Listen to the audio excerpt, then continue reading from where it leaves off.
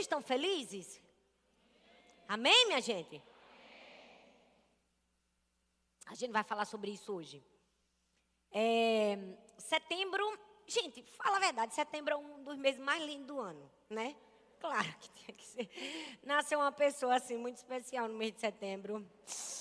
Eu nasci nesse mês, né, gente? Meu aniversário é domingo que vem o outro, então acho bom que vocês me dêem um parabéns, pelo menos. Eu nasci no mês de setembro, mas não é porque eu nasci no mês de setembro, é porque o mês de setembro é um mês em que se reserva para falarmos sobre a importância de cuidarmos do nosso coração, da nossa alma e de termos prevenção ao suicídio.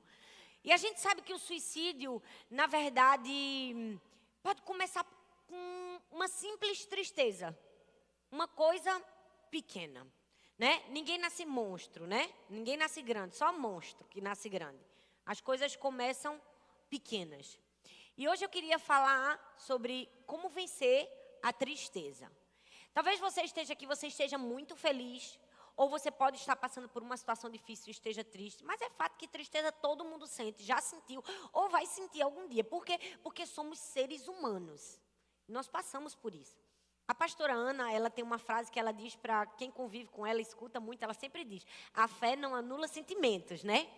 E todo mundo que está triste, está meio abatido, ela sempre diz: a fé não anula sentimentos. É como se ela quisesse confortar a gente e dizer assim: o fato de você ser filho de Deus não te isenta de ter sentimentos, de passar por tribulações, por aflições, por angústias, por tristezas.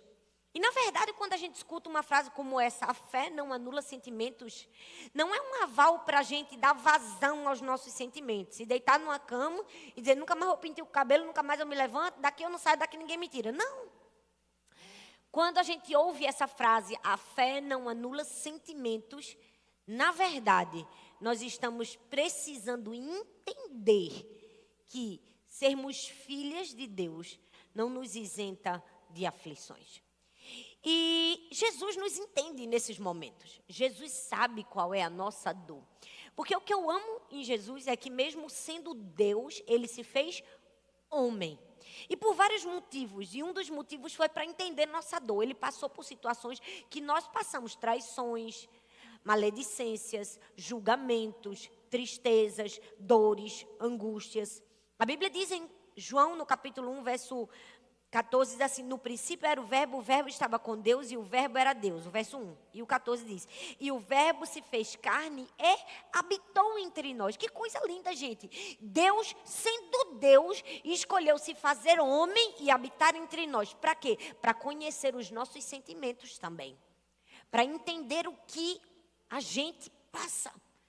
Para sentir e poder dizer: eu sei o que você está sentindo. Mas o melhor de tudo é que Deus não apenas se fez homem e não apenas sofreu. Ele venceu como Deus e como homem. A Bíblia diz em Colossenses 2, versículo 15, diz assim: e despojando os principados e potestades, publicamente os expôs ao desprezo, triunfando sobre eles na cruz. Então, minha gente, vamos falar a verdade, a gente não tem essa conversa fiada de se jogar na tristeza e dizer: não posso vencer. Porque se Jesus triunfou na cruz, por mim e por você, nós podemos sim vencer. Seja qual for a luta, seja qual for a dificuldade, seja qual for a aflição ou tristeza. Porque o próprio Pai nos capacitou para isso. Então hoje eu decidi compartilhar uma palavra para o nosso coração. Uma palavra simples e prática e bíblica. Como vencer a tristeza. Quem aqui, pelo menos essa semana, se sentiu triste em algum momento? Levanta a mão. Fala sério, minha gente, pelo amor de Deus. Até minhas filhas levantaram a mão. Todo mundo passa por aflições. E o meu desejo aqui é que você enxergue, entenda qual é a raiz da sua tristeza. Ou seja, qual a relação que você tem tido com ela e tenha mais clareza para lutar contra a tristeza. Porque às vezes a gente não vence o inimigo porque a gente desconhece as armadilhas e aquilo que a gente precisa fazer. E a tristeza é um inimigo. Gente, a tristeza é um inimigo. Fala comigo, a tristeza é um inimigo. Ela é um inimigo mortal. ela é um inimigo que quer te paralisar, te vencer, te destruir. Eu sei quando o diabo está com muito ódio de mim. Na verdade, o diabo vive com ódio de mim, né, gente? E eu gosto disso, né? Que ele acorda e vai dormir com raiva de mim. Mas eu sei que quando ele quer me paralisar, de alguma maneira, ele tenta me paralisar com um sentimento de tristeza. Porque eu normalmente não sou triste. Normalmente eu sou tendenciosa a estar mais feliz. Eu sou mais animada, eu sou extremamente agitada. Eu não tenho nenhum perfil voltado para a melancolia. É por isso que também eu explico um pouco, talvez o fato de eu ter passado tantas coisas difíceis e ter aguentado o tranco. Já tem pessoas que têm um perfil, né? Que é mais tendencioso. Eu não tenho. Mas aí, gente, quando o diabo vem com esse sentimento, vem para fazer assim, ó. Diga, agora eu paro. É por isso que a gente precisa conhecer as armadilhas, conhecer a raiz e como a gente se relacionar com ele, amém? Então vamos orar? Senhor, muito obrigada, Pai, mais uma vez por estarmos aqui na Tua casa. Estamos aqui porque Te amamos, porque Te desejamos, porque queremos ouvir a Tua voz. Fala conosco, que a Tua palavra seja um norte, seja uma direção, seja um sentido para a nossa dor. Que a Tua palavra nos mostre o caminho de sairmos dessa tristeza. Se porventura há aqui alguma mulher angustiada, triste, eu te peço que não saia daqui da mesma maneira que chegou. Se existe alguma mulher agora nos escutando, eu peço que o Teu Espírito Santo logo comece a tocar o seu coração. Que a paz que excede todo o entendimento venha reinar. Que a alegria venha habitar. Que Teu Espírito Santo possa trazer para nós verdades, clareza, para que saiamos daqui plenas e convictas do nosso propósito, do nosso chamado, vencendo dores e aflições e ajudando outras pessoas a vencerem também. Nós te oramos e te agradecemos no nome de Jesus. Amém. Amém, minha gente? Então vamos embora? Vocês estão preparadas? Ixi, meu Deus. Eu vou perguntar de novo, vocês dão sim mais animados, tá? Vocês estão preparadas? Sim. Eu gosto de ver assim. Primeira coisa que a gente precisa conversar quando a gente fala de tristeza e de como vencer a tristeza a gente precisa descobrir qual é a nossa relação com a tristeza. Aí você vai dizer, como assim, pastora?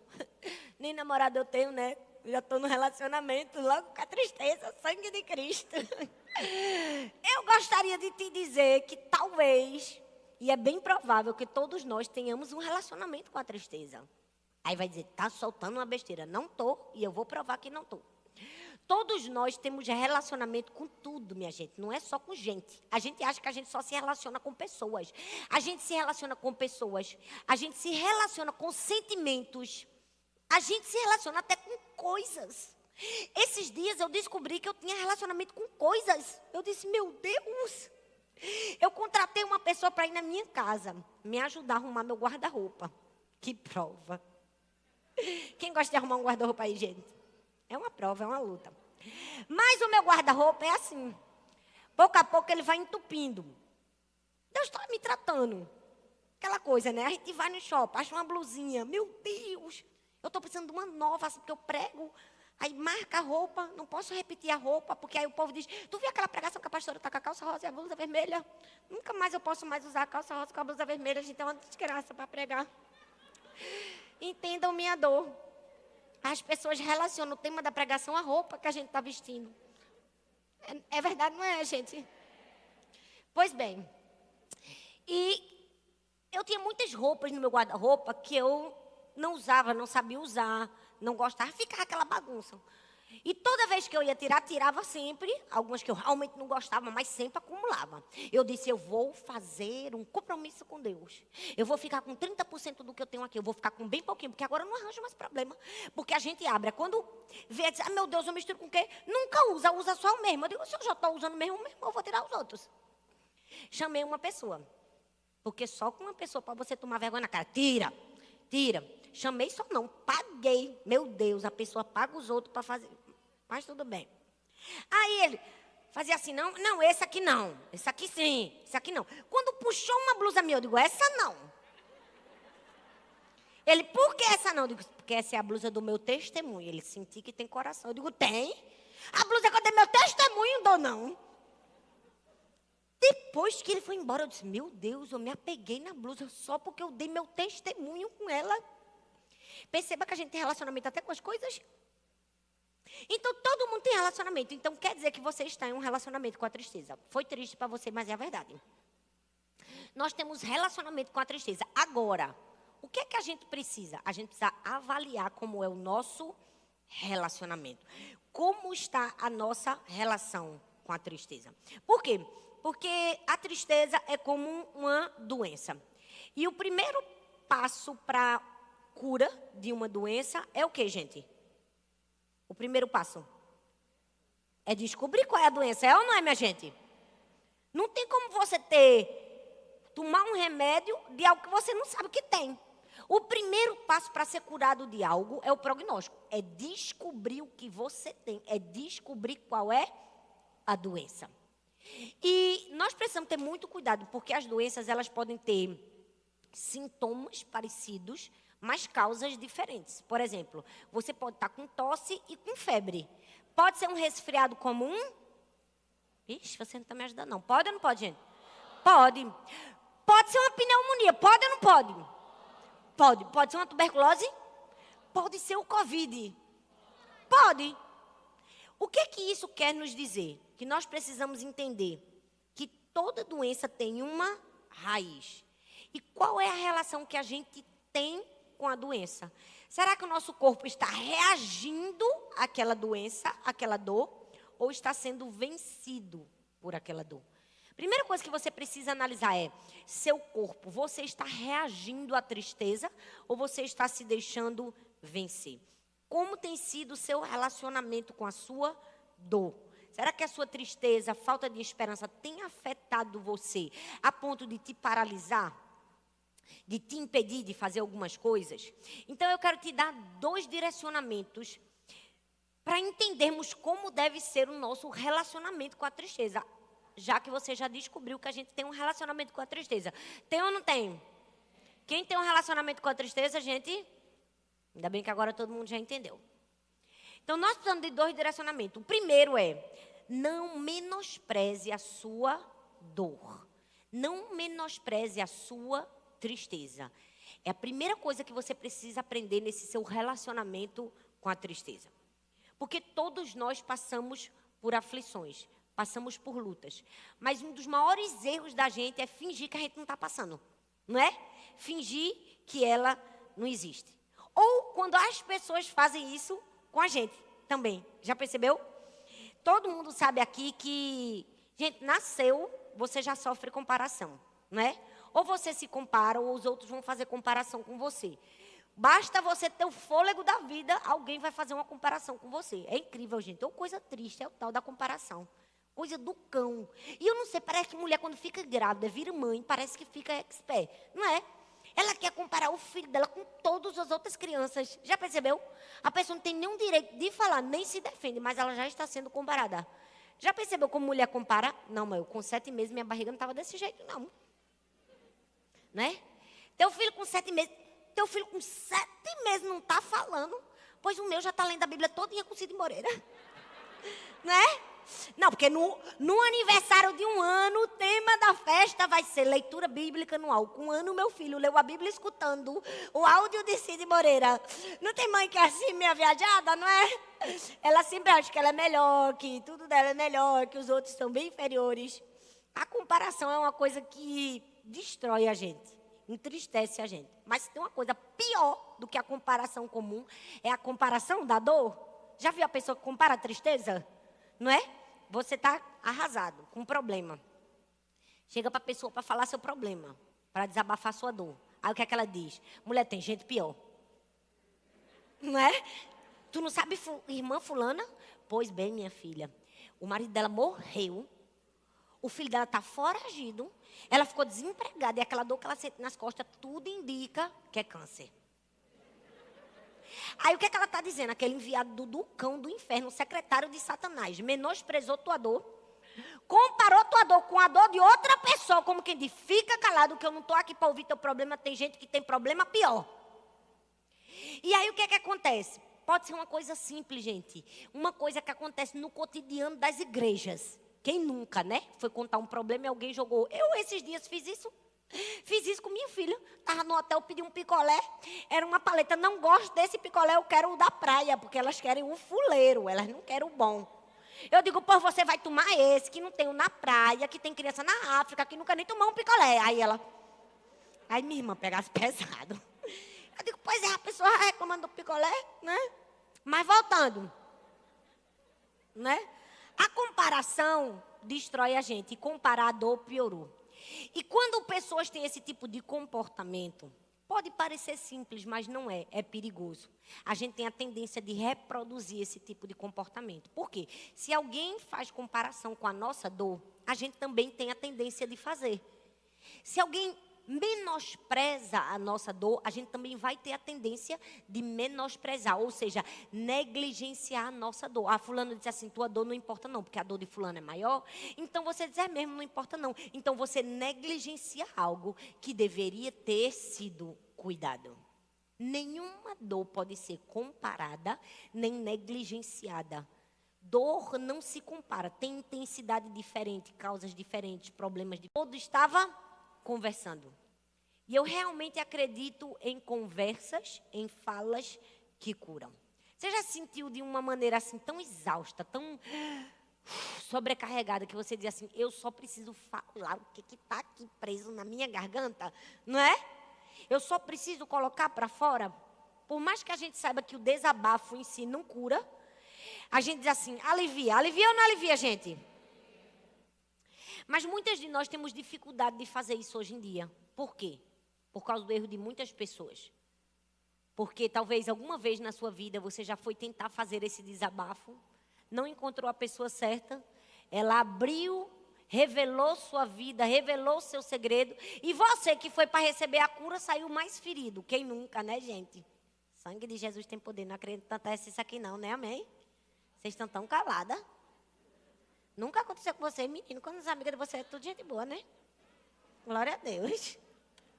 Nunca aconteceu com você, minha gente? Ou vocês estão com medo, porque ela está bem sentada do seu lado.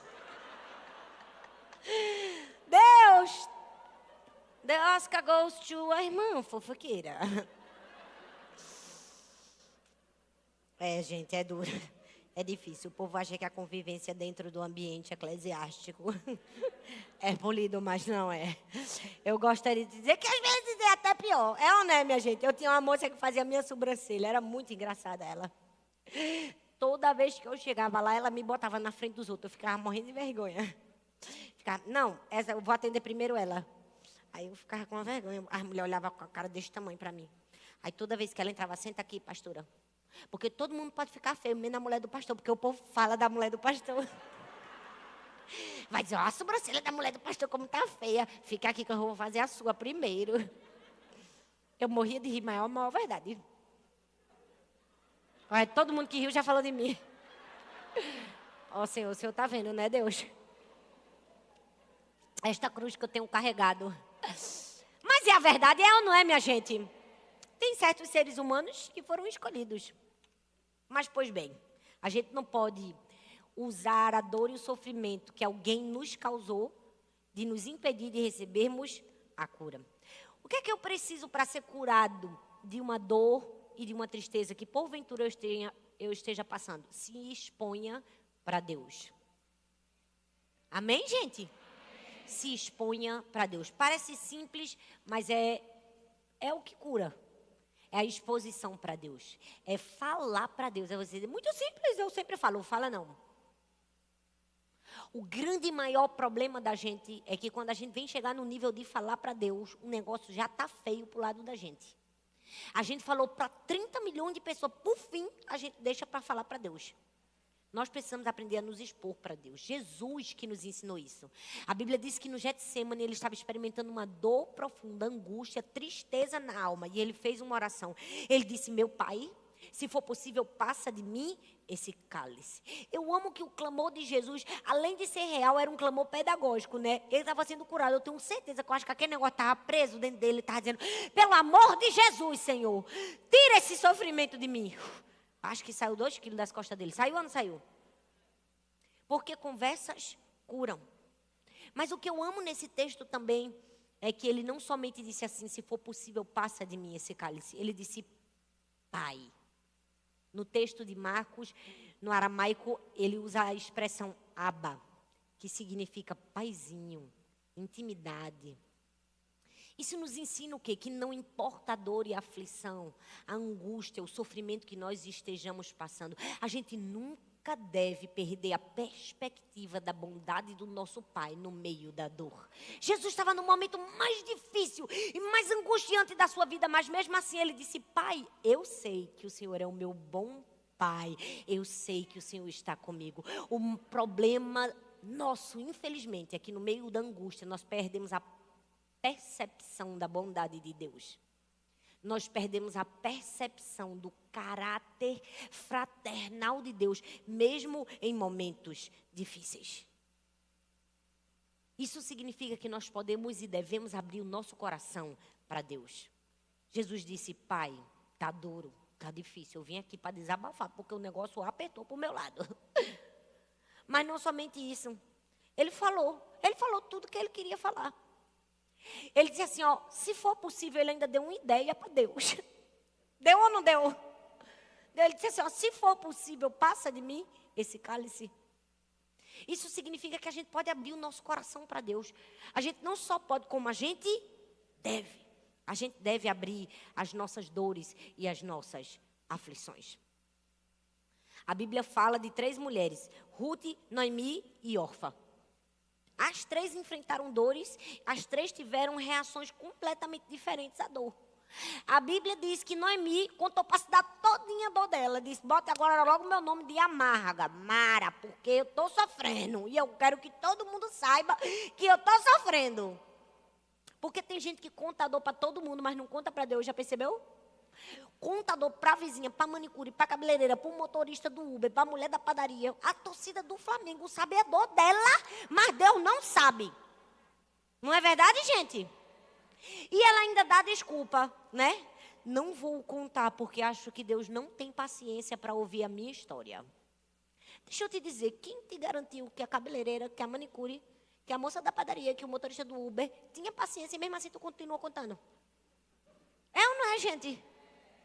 Se a Bíblia diz que o nosso Deus, no livro de Números, diz que ele é longânimo, ou seja, ele tem um longo ânimo, ou seja, ele é paciente, ou seja, ele é misericordioso. Ele é compassivo, ele está pronto para ouvir o nosso sofrimento. Eu amo que na Bíblia, toda vez que Jesus ia curar um enfermo, ele chegava para o enfermo e perguntava, o que queres que eu te faça? Gente, é muito senso de humor. Como é que Jesus pergunta o que queres que eu te faça se ele já sabia a resposta? Com certeza aquele doente, aquele enfermo já tinha orado para ele diversas vezes pedindo a cura, pedindo um milagre. Por que Jesus olhava para o enfermo e dizia, o que queres que eu te faça? Porque Jesus estava deixando um recado para mim, para você e para toda a humanidade. Eu não canso de ouvir sua história, não canso de ouvir sua voz e quero que você fale. Ei, você não precisa se calar. Deus tem paciência para ouvir sua história. Você pode dizer 1 vez, 2 vezes e 3 vezes. Ele nunca perde a paciência. Ele sempre está pronto para ouvir a nossa dor. Então tenha conversas com Deus. Se exponha para Deus. Não dê a desculpa de acho que Deus não tem mais paciência para me ouvir. Às vezes a gente não fala porque a gente dá outra desculpa. A gente diz assim, o que eu fiz foi tão feio que eu não tenho nem coragem de contar para Deus. Não tem gente que faz isso? É a ingenuidade, né, do Jardim do Éden. Já percebeu? É a síndrome de Adão e Eva, que acha que pode surpreender Deus. Acha que pode colocar Deus numa surpresa. Eita, meu Deus, olha só o que ele fez, pecou. Vocês acham que foi assim? Claro que não. O meu erro, o seu erro, não coloca Deus em estado de, e agora, faça o quê? Deus é onisciente, sabe todas as coisas. E não somente é onisciente, ele é onipotente. Ele sabe o que faz e sabe fazer e até já fez. Só está esperando a história rolar. Por que a gente acha que o que a gente fez foi tão feio que a gente não tem coragem para contar para Deus? Quando o Salmo 139, versículo 16 diz assim, os teus olhos viram meu embrião. Todos os dias determinados para mim foram escritos no teu livro antes que qualquer um deles existisse. Se Deus conhecia seu embrião, minha filha, não conhece o que você vai falar para ele? Ele vai se assustar com o que você vai dizer? Vai pegar de surpresa? Ele nos conhece melhor do que qualquer outra pessoa. Ele conhecia o nosso embrião. E Ele nunca esperou perfeição de mim e de você. Ele esperou quebrantamento, arrependimento. Às vezes a gente não chega diante de Deus porque a gente acha que vai decepcionar Deus. A gente diz, pronto, perdi mais uma pedrinha da minha coroa, né? Deus agora se decepcionou comigo. Que besteira que eu fui fazer. Que besteira que eu fui falar. Deus não me ama mais. Não. Deus não espera perfeição de mim e você. Ele espera quebrantamento, humilhação, arrependimento. Você pode se expor para Deus. Não só pode, como deve. Aí tem outras pessoas que dão outra desculpa, que eu também estou refutando. Vocês estão vendo que eu estou refutando todas as desculpas? Ixi, minha gente, vocês estão ruim demais hoje. Meu Deus! Amém, minha gente? Oh, Jesus, não comeram não cuscuz. Eu que estou de regime, vocês que estão assim. Estou bebendo água, cheio de comida gostosa ali. Eu digo, Deus, meu aniversário é domingo, eu vou emagrecer 3 quilos para engordar 3 num dia só. Não é? Outra desculpa. Não, eu não falo para Deus a minha tristeza. Porque Deus já sabe tudo mesmo, né? Não tem gente que diz isso? Mas Deus é um ser relacionável. Deus sabe todas as coisas, sabe, é onisciente, é. Mas porque todo dia, no fim do dia, ele chegava para Adão e Eva e dizia, e aí, como foi? Se ele viu tudo de camarote lá de cima. Para que ele perguntava se ele já sabia? Porque Deus quer ouvir a nossa voz. Deus quer relacionamento verdadeiro com a gente. Ele quer ouvir o nosso coração. Então você precisa falar. Fala comigo, falar. Fala com vontade, falar. Eu vou dizer uma coisa incrível que eu descobri ontem. Ontem eu fui no dermatologista e estava fazendo um procedimento no meu rosto. Ele estava botando uma agulha e doía. Aí, a auxiliar do dermatologista tinha uma maquininha que fazia um tremor.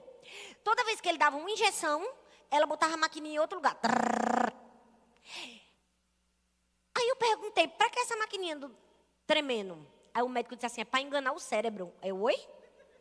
Enganar o cérebro? Ele fez, porque quando a maquininha chega primeiro em outro lugar e dá aquele estímulozinho, o cérebro entende que é ali a dor. Aí esquece o outro lugar, eu venho e furo. E eu fiquei impressionada. Eu disse, meu Deus, vou usar no meu sermão sábado. Sabe por quê, gente? Olha bem para mim. Tudo que acontece na nossa vida, o cérebro reage. O cérebro recebe. Ele percebe. Ou seja, quanto mais você fala com Deus, mais você conscientiza a si mesmo, o seu cérebro e a você, que você tem um relacionamento verdadeiro com Ele. É por isso que você precisa se expor para Deus. Fale com Ele. Pouco a pouco você vai entender que Deus é um ser pessoal e não somente isso, que você é amiga dele. Tem gente que diz, não me sinto amiga de Deus porque você não fala com Ele. Porque quanto mais você falar, agora eu sou best friend. Entendeu? Nós precisamos falar, porque se expor para Deus é se familiarizar com a presença dEle. Quando você se expõe para Deus, você se familiariza com a presença dEle. Fale para Deus. Jesus fez isso no Getsemane. Ele abriu o coração, disse, estou angustiado, mas ele não falou só para Deus. Ele se expôs para as pessoas certas. A cura está em se expor para Deus e se expor para pessoas certas. Porque quando ele foi para lá, ele tinha o que junto dele? Amigos, discípulos. E o texto diz que ele olhou para os amigos e disse, a minha alma está profundamente triste até a morte. Não tem problema nenhum a gente reconhecer que não está bem, que está triste. O grande problema é a gente querer ser durona, não é? Querer dizer que está tudo bem, quando às vezes não está. E tem muitas de nós que temos uma... Ó Deus falando comigo aqui, Jesus, ó Deus, obrigado, já recebi o recado. A gente vai pregando com os outros e recebendo a palavra, não é? Às vezes a gente não tem uma certa dureza. Não, está tudo bem, está tudo ótimo, está nada ótimo. Aí a gente está tudo ótimo, não é? Não tem problema nenhum. Muito pelo contrário. A cura em reconhecer a dor. A gente precisa aprender a dividir o peso. A Bíblia diz, no livro de Gálatas, capítulo 6, do verso 2 ao 5, diz assim, levai as cargas pesadas uns dos outros, e assim estareis cumprindo a lei de Cristo. Pois se alguém de vocês se considera importante e não sendo nada, engana a si mesmo. Mas cada indivíduo avalia as suas próprias atitudes. E então saberá como orgulhar-se de si mesmo, sem viver se comparando com outras pessoas. Portanto, cada um deve levar o seu próprio fardo. O texto fala de carga e fala de fardo. Não sei se você sabe, mas existia uma diferença entre carga e fardo. Ambos eram pesados, mas a carga era um peso tão maior que só poderia ser carregado com a ajuda de outra pessoa. O texto diz: cada um leve o seu próprio fardo, mas leve as cargas pesadas uns dos outros. Ou seja, tem coisa que você leva sozinho, tem coisa que alguém vai te ajudar. Tem coisas que você vai precisar de alguém para carregar com você. E às vezes a gente está numa tristeza, está numa depressão, está numa angústia, porque a gente está tentando carregar uma carga sozinho, quando a carga foi feita para dividir. A carga foi feita para dizer: me ajuda. A carga foi feita para dizer: não dou conta de levar só. Não dou conta de levar só. Todo mundo sofre, gente. Todo mundo sofre. Todo mundo passa por dores. Todo mundo tem tristeza. Como é que a gente vence a tristeza? Racionalmente. Como é que está meu relacionamento com essa tristeza? Será que eu me casei com ela? Será que eu estou num relacionamento profundo demais com ela? Será que não dá na hora de pedir o divórcio? Será que eu não estou tendo as conversas necessárias? Será que não estou me expondo para Deus, nem me expondo para as pessoas que podem me ajudar? Eu quero convidar você a encontrar o caminho da cura em Jesus. Você pode ficar em pé no seu lugar? Cara, eu amo Jesus, porque Jesus é demais, é ou não é, gente? Quando a gente está pior, Ele sempre tem uma palavra para a gente. Eu confesso a vocês que esses dias eu precisei descobrir o que era carga. Porque a gente tem a tendência de levar todos os fardos e se esquece que as cargas a gente precisa de outras pessoas para contar. E eu digo, eu sou dura na queda, nego para me derrubar. Eu dou trabalho para Satanás. Eu sou muito difícil. Eu nunca deixei de pregar na minha vida inteira, a minha existência da minha vida, como eu brinco. Por nada, para não dizer que o único compromisso que eu faltei na vida foi no ano passado, quando eu estava indo para Belém, porque eu passei mal no avião, minha pressão baixou, e eu tive que descer em São Paulo, não consegui chegar. Foi o único compromisso. E aí, semana passada, retrasada, sei lá quando foi, esses dias aí atrás, eu ia pregar, mas eu não estava em condições de pregar. Eu vim para a igreja, fiquei lá atrás, porque eu sou durona. Eu digo, eu vou pregar, eu vim para pregar, eu vou pregar. Aí o Espírito Santo disse, por que isso? Eu não estou entendendo. Estou entendendo. Se você não consegue, você não vai pregar. Porque tem dias que a gente está triste. Tá ou não tá, gente? Tem dias que a gente se deixou abater. Deixou ou não deixou? Há problema em confessar e se expor para Deus? Há problema em confessar e se expor para as pessoas? Nenhum. Liguei para o meu marido e disse, não tenho condições de pregar. Eu estou triste. Não vou pregar. Vem aqui, por favor, e manda a pastora Coral pregar lá e venha para cá. Foi uma coisa tão simples que eu fiz por mim, mas foi tão terapêutico, porque eu me humilhei, eu reconheci minha humanidade, reconheci que sou gente, que tem dia que eu não estou para dar, que tem dia que eu estou para receber. Por que que às vezes a gente não é curado? Porque a gente se esquece que a gente é gente. A gente se esquece que a gente é ser humano, que dói, que a gente passa por lutas, por aflições, por tribulações. Eu vim aqui para dizer para mim, para você, que está passando por uma dor, uma tristeza. Ei, não case com ela. Peça o divórcio hoje. Deus não te criou para casar com a tristeza. Cuide dela, cuide. Não menospreze, não menospreze. Não deixe ninguém fazer pouco caso com o seu problema. Mas a cura para ele. A saída para ele. Se exponha para Deus. Diga como Jesus disse ali no Getsemane. Está difícil, Pai. Se for possível, passa de mim. Mas se não for, seja feita a tua vontade. Eu amo que todas as pessoas que chegaram para Jesus em busca de algo, sempre tiveram mais. Você busca cura, Deus te dá da presença dEle. Você busca cura, Deus te dá alegria dEle. Ei, você busca cura, Deus te dá sabedoria. Você busca cura, Deus te dá experiência. Você busca cura, Deus te dá discernimento. Você busca cura, Deus te dá fortaleza. Você busca cura.